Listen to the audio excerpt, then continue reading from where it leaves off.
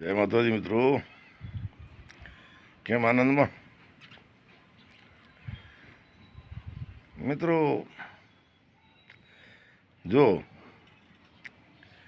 કોઈ નોકરીવાળો હોય, એન્જિનિયર હોય, તો એને જે અનુભવ થતા હોય એવા વિડીયો બનાવે. કોઈ વેપારી હોય તો એ લાઈનના બનાવે. દરેક જે ક્ષેત્રમાં હોય એ ક્ષેત્રના અનુભવો શેર કરતા હોય. ખેડૂત હોય તો એ પ્રમાણે, માલધારી હોય તો એ પ્રમાણે. આપણે તો ભાઈ ડ્રાઈવર ભાઈ છે, એના અનુભવ ડ્રાઈવરના પછી ડ્રાઈવર જેવા હોય. મિત્રો, ઘણા વર્ષ પહેલાં, લગભગ 22-25થી, એનાથી 1-2 વર્ષ વધારે થઈ ગયા હોય, મારે 2 જણનો ઉલ્લેખ કરવો છે. એ વાત કોઈ રેકોર્ડ ઉપર નથી, અને મને એમ કે મેં જે અનુભવેલો છે, મેં જે સાંભળેલ અનુભવેલ, એ આપની સાથે થોડી શેર કરું. મિત્રો, ભગવાન કોઈને પૈસો, હિંમત, તાકાત એ ઈશ્વર તરફથી મળેલી ભેટ હોય છે. પછી એનો ઉપયોગ કેવી રીતે કરતા હોય છે. ઘણા એનો ખોટો દુરુપયોગ કરતા હોય, કોઈ એનો સારો ઉપયોગ કરતા હોય. આવા જ માને આજે 2 જણના નામ લેવા છે, અને 2 જણ આમ તો ઇન્ડિયા લેવલે, હિન્દુસ્તાન લેવલે પ્રખ્યાત, પણ ગુજરાતમાં તો ભાઈ કિંગ તરીકે ઓળખાય. હવે આપ કહેશો કે કયા? તો એક રીબડાવાળા, લગભગ મહિપતસિંહ જ નામ એમનું, અને બીજા દ્વારકા પંથકના પબુભા માણેક. હવે મિત્રો, તમે વિચાર કરશો કે આ ઝીણો માણસ, ગુજરાતને છેવાડે રહેવાવાળો ડ્રાઈવર ભાઈ, એને આ બંને સાથે કેવી રીતના કોઈ ગરબો છે કે કોઈ વાત છે, કોઈ અનુભવ છે?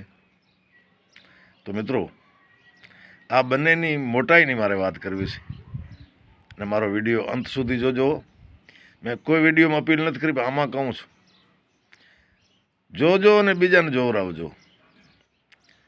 તો મિત્રો, ઘણા વર્ષો પહેલાં અમારી જ જ્ઞાતિના એક શેઠની ગાડી, એમાં ડ્રાઈવર પણ મારી જ્ઞાતિનો હતો,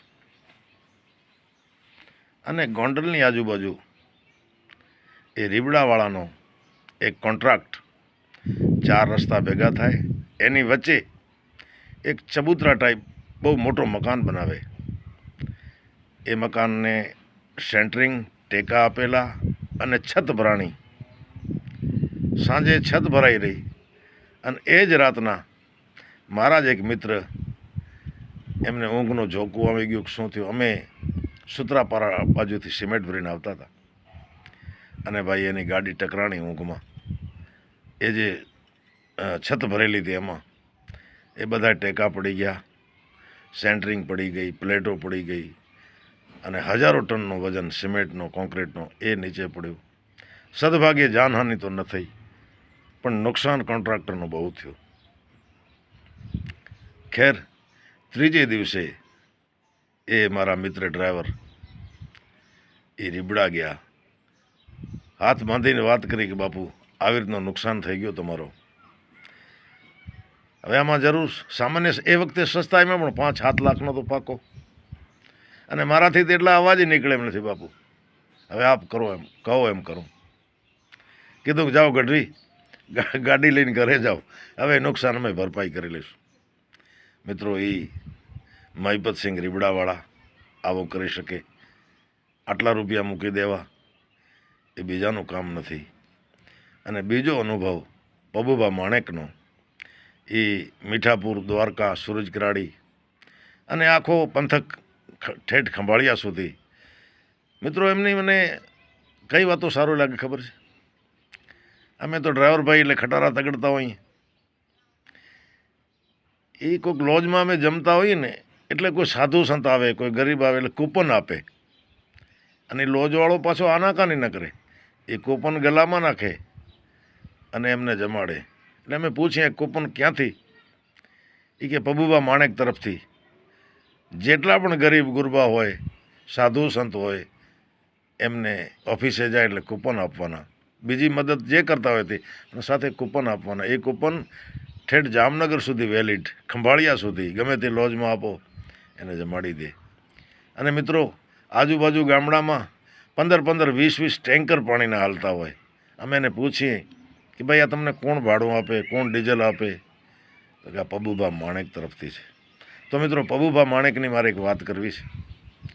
અમારા જ એક જ્ઞાતિના પહેલાં દોમદોમ સાહેબી હતી, આપણે નામ નથી લેવાનું, 7-8 ગાડીઓ હતી, પણ સમય થોડોક નબળો આવ્યો, ગાડીઓ ખેંચાઈ ગઈ, વેચાઈ ગઈ, એક જ ગાડી રહી. મિત્રો, એ ગાડીમાં ન ટાયર મળે, ન ડ્રાઈવર મળે, એટલે ગાડી માંડ એની હાલે. ઘર મોટા ને તોટા ઘણા, તો એવો તાલ થયો. હવે એમાં એક વર્ધીનો ડ્રાઈવર રાખ્યો. હવે ક્યાંનો હતો, બિહારી, યુપી, ક્યાંનો હશે ભગવાન જાણે. અને અમારી સાથે અમે મીઠાપુર દ્વારકાની બાજુ મીઠાપુર ને ઓખા પોર્ટ, એ ઓખા પોર્ટ ઉપર કાર્ગો લોડિંગ અનલોડિંગનું કામ લગભગ આ પબુભા માણેકની કંપની પાસે, અને એમની ટ્રાન્સપોર્ટે છે લગભગ હિમાલય ટ્રાન્સપોર્ટ. મિત્રો, મેં પીવીસી દાણા ભર્યા. એ અમારી જે જ્ઞાતિના જે તૂટેલ શેઠ એની એક ગાડી ને બાકી અમે બધાએ. પીવીસી દાણા બહુ કિંમતી એ વખતે. આ પણ 25-28 વર્ષ પહેલાંની વાત કરું, 30 વર્ષ થઈ ગયા છે. મિત્રો, અમે તો નિયત સમયે અમદાવાદ પહોંચ્યા, માલ ખાલી કર્યો, પીવીસી દાણા ખાલી કર્યા. પણ આ અમારા કવિરાજવાળી ગાડી જે તૂટલ પાલટી હતી, એ ગાડી પહોંચી નહીં. તેથી આ મોબાઈલનો જમાનો નહીં. બીજે ત્રીજે દિવસે એક હોટલ ઉપરથી બિનવારસી ગાડી મળી. એમાં 150 બેગ જે છે એ પીવીસી દાણાની ઓછી હતી. એ ડ્રાઈવર વેચીને ભાગી ગયો, ક્યાં નહોતો શું.